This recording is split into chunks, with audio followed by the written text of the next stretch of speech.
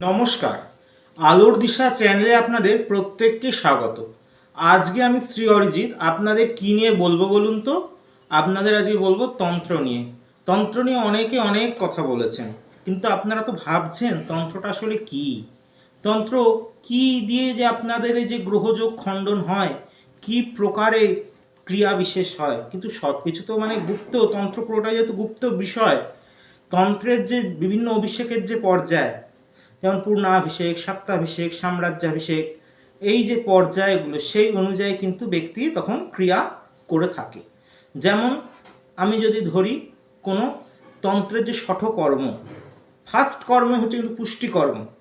পুষ্টিকর্ম যদি কেউ ক্রিয়া করে, সেই ক্ষেত্রে কিন্তু ব্যক্তি তার ৪৫ দিনের মাথায় সঠিকভাবে যদি কেউ ক্রিয়া করে থাকে, তার রেজাল্ট হাতে নাতে পেয়ে থাকে।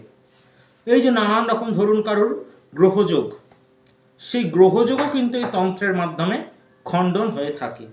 পরবর্তী শর্টসে সেকেন্ড পার্ট দেখতে থাকুন। নমস্কার।